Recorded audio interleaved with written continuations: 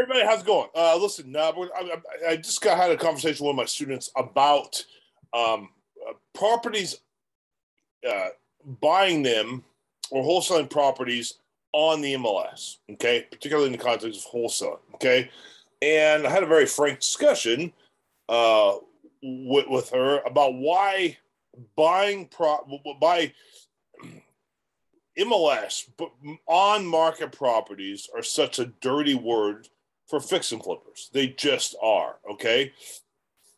I want you to understand something, okay? I've been in this for a long time, all right? Why we hate on-market properties, particularly properties that are on the MLS, is because it causes problems, okay, when we try and sell them, okay? And I'm going to explain what I mean. First of all, you need to understand this, okay? If you're new in this space, or if you, when I say as a real estate wholesaling seller, okay, or you've been doing some wholesaling for a while, you need to understand something, okay? Listen to me. This is important for you to understand if you want to be successful. The purpose of this video is to help you be successful, right? Not unsuccessful, okay? So if you want to be successful, listen to me. Real estate wholesaling, okay, is a strategy, okay? One of many strategies in real estate investing, okay?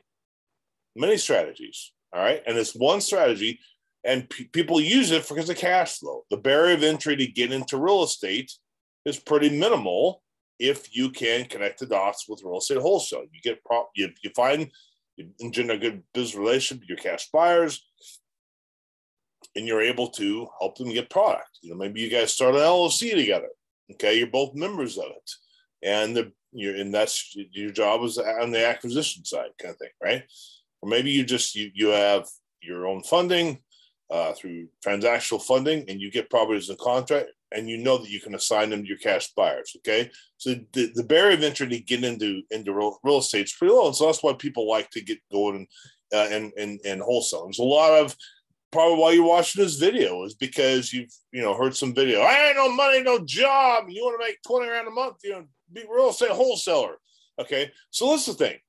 You need to understand though. Okay, there's nothing wrong with real estate wholesale. It's an awesome strategy, but it's a niche, and it's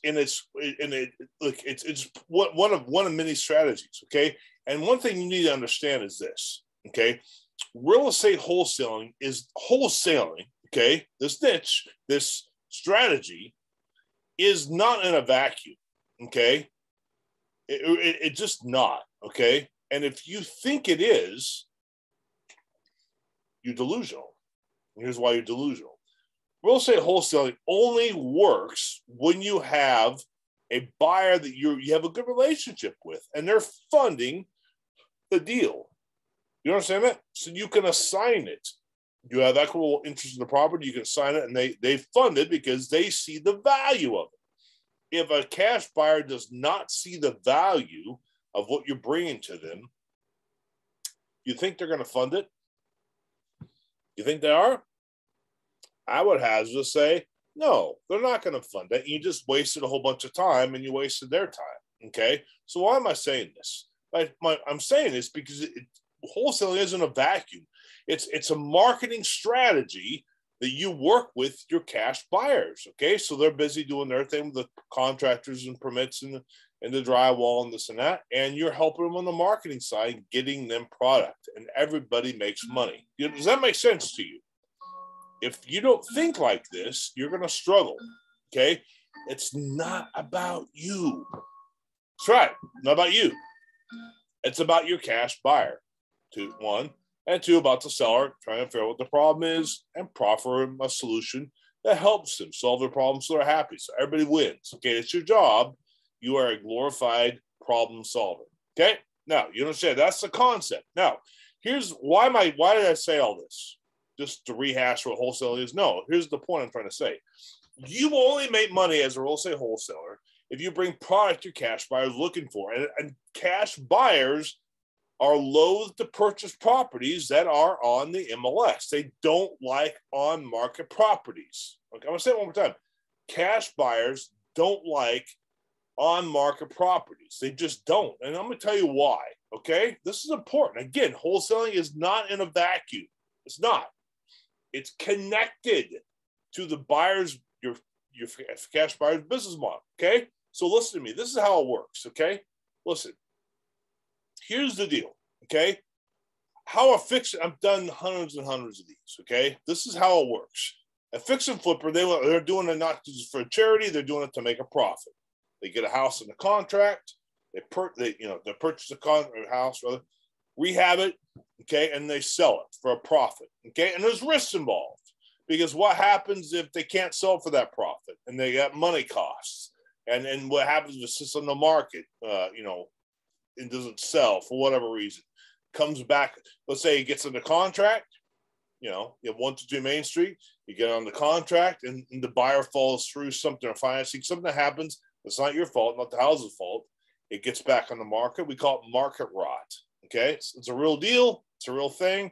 Realtors look at it. Oh, that's a one house. It's always falling back on the market. And market rot, it's a real deal. And the market, you have to sell at a discount sometimes, that kind of thing. Okay. Does that make sense? So so my point is there's risks involved for the rehab. Okay.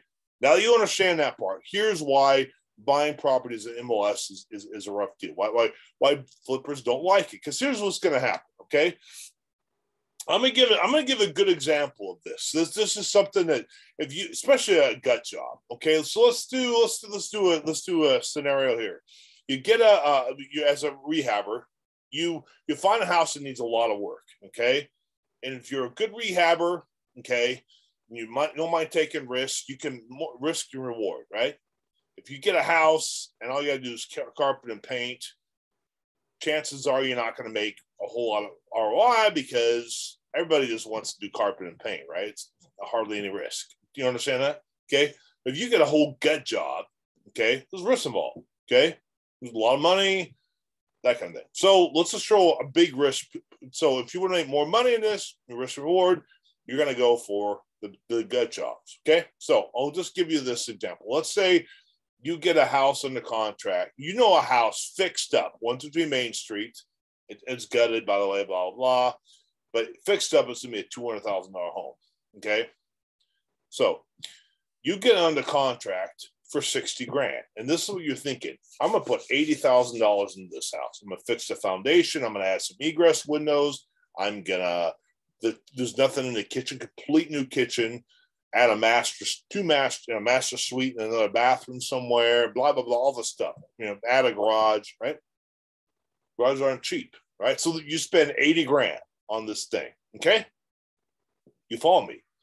So you spent 60 grand on the purchase of the house because it was a gut job with foundation issues. Okay. And you knew that, but you knew I'm going to throw 80 grand at this house.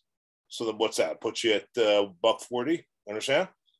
I could sell for $200,000, maybe 210, 220, right? Right. So good profit. Okay. And you know what you're doing, blah, blah, blah. So you do all this work. You spend 80 grand, fixed foundation, do a beautiful looking house. It's like completely almost brand new. Okay. Now the caveat is I bought this house on MLS, the REO or something, real estate owned, bank owned property. Okay. So anyway, check it out. So the buyer does all this, right? They purchase for 60 grand on the MLS, spend 80 grand on a rehab. It looks brand new. So then the seller, the rehabber, right? He then gets his agent, lists it, puts it on the MLS and say, try it for 210. Why not? It's hot. The market's hot right now, blah, blah, blah. Let's give it a go. Okay. And lo and behold, to the flipper's delight, he gets 3 offers. Okay. And all because $200,000 home, the loans are all FHA loans. So the buyer, flipper, he gets the offers and he sees where the loan proceeds are all FHA, right? So the seller now, who's the flipper, he goes, fine, I'll take this one for 210. They don't want, they'll pay for closing costs, blah, blah. Let's do some business. He signs a contract. And it's good to go. And they're going to close in 45 days. She's super excited. Yeah, let's do this. Okay. So here's what happens, okay? Because this is on the MLS.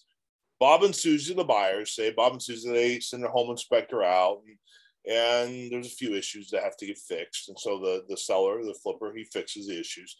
And then Bob and Susie, their appraiser comes out. Let's say Bank of America appraiser, okay?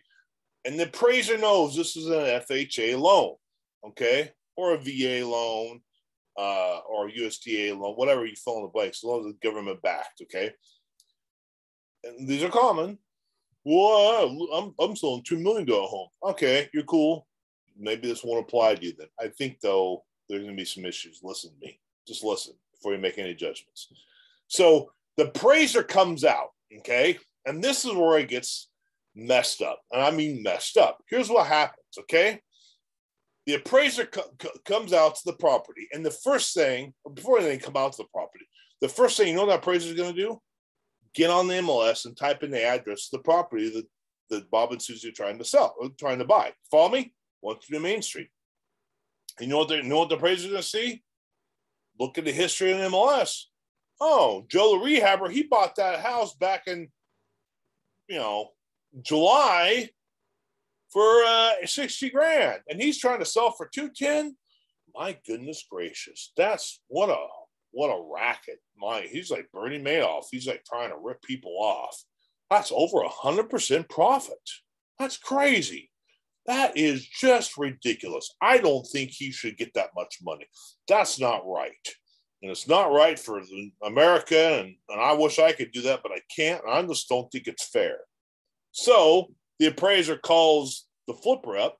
Hey, numbnuts. I said numbnuts on YouTube. I'm sorry. But I mean, this is happening. Hey, I know you bought the house for 60 grand. Now you're trying to sell for 210. You're making way too much profit, man. And then, send me a spreadsheet of what you did. So the flipper, so the spreadsheet, here's 80 grand I spent. This is all the stuff we did, blah, blah, blah. And then the appraiser, nah, I don't think so, blah, blah, blah. And so he comes back with a low ball appraiser. So remember, Bob and Susan, so the flipper buys it for 60, puts 80 into it, okay? And then he's trying to sell for 210, okay?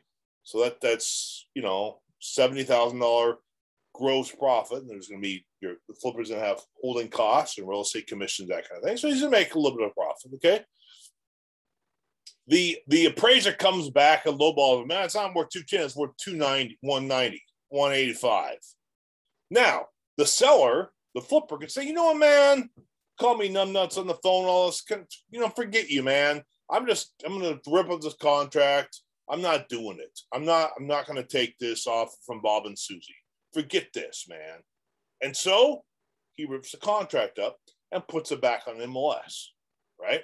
So then he gets another offer from Sally and Fred. So Sally and Fred, they put this offer in, and for 210, same shenanigans happens. And this time the loan isn't with B of A, it's with, U.S. Bank or something. But it's, again, another FHA loan. So as soon as the appraiser comes back out, first thing he does, he gets on the FHA website, and the appraiser, he sees the whole kind of thing, what the house is bought for on the MLS, and then gets an FHA, site, and there's a beep, hey, this house, 132 Main Street, it's already been appraised for 190. So what that first appraiser did, you follow me here? He then clouded the appraisal, it's a case number, clouded the FHA case number, okay, for 6 months. And this flipper cannot do anything about it. Man, I called Mike Crapo, my senator, I called Raul Alvador, by the time I was the representative, nothing. No one can do nothing about that. All you can do is just deal with it. So now this poor seller, he's stuck with a lowball appraiser for 6 months because some jerk, appraiser thought the flipper was making too much money. Because why? The house, the value, the ARV, right? The retail was over 100% of what he purchased for. They didn't care about the fact he spent 80 grand in there. So this is some rare occurrence I'm just making up. No, I'm not making this up. This has happened to me many times, okay? And it's sickening. It really is sickening because especially you're an honest guy, working hard, trying and adding value to the property that needs help, that kind of thing. The appraiser gets mad at doing and saying this to you, okay? I can't tell you how many times this has happened to me, but it's happened to me far too many for me to be happy about, okay? And I'm not alone. Flippers don't like this. That's the problem when you get something in the MLS, okay? Because all the dude's got to do, the appraiser, one guy in particular whose name is the same name of the guy who wrote 1 Corinthians 15, looked that up, and his last name rhymes with a male bovine, I got emails to prove it. Just, I know how much you're making. This is stupid. Just, complex kind of thing. Just being a jerk, okay? And all this stuff could go away if the appraiser does not know what you bought it for. If it's off market, they won't know. And I've had appraisers call me up, hey man, that's a really nice house. So, so what did you pay for it? Right? Well, I'm like, hey man, it's none of your bloody business. It's just not. I bought it. I put a lot of work into it, real hard work. I borrowed money to make this thing nice. It's worth what I said. I had 4 offers. It's certainly worth it. Yeah, but I mean, what'd you buy it for? Hinting, fishing around. I'm like, man, I'm not telling you. It's none of your bloody business, because all they're gonna do is gripe and complain about how much money I'm making. Right? Does that make sense? None of their business. Okay. So that on off-market properties, they don't know. So that, my friends, is why buying properties on the MLS is really a dirty, dirty word for flippers, okay? Because of the trying to, the resale is the issue, okay? Especially if they get in the FHA, lowball appraisal jail for 6 months. That's no fun. I've had a deal where we were in a lowball appraisal jail because the guy was claiming that the square footage I had in the house was there was square footage above the garage, livable, but they weren't connected, so there wasn't square footage up in the garage above the huge mother-in-law. So I had to pull permits. It took me 2 months, 3 months to close it all in, spend 30 grand or whatever I did, and then 20 grand, and then reappraise and had it changed. But I mean, just a pain in the ass. Okay, so what's the takeaway from this whole thing? Number one, if you're a real estate wholesaler, okay, you're not in a vacuum. Okay, you will make money, really good money, if you can work within the business model of your cash buyers. Really important. Okay, and cash buyers, when they say they want off-market properties, this video illustrates. I think I'll probably do some more videos, just some more anecdotes. You can see this is real. I'm not just making this up. Okay, I'm not alone here. Okay, if you're a flipper, you're like, well, let me tell you my story, kind of. Okay, so anyway, does that make sense? So cash buyers they really prefer off-market properties. Does that mean flippers never buy on-market properties? Oh, they do it a lot. That's all I have. That scenario I just told you about, where I had to I was in FHA appraisal jail for 6 months, and I had to, that story, that was an on-market property. Okay, I didn't like it, but I still made great money on it. But that's not what they prefer. Okay, so listen to me. If you want help, you're struggling in your business, I've been there. I know what it's like. Give me a call, set up an appointment, a free strategy session. You want some mentorship one-on-one, you can do this, okay? You just got to be wise. You have to walk in wisdom and work within the business model of your cash buyers. Let me know below, and I'll walk you through it and make some money together. God bless. Talk soon.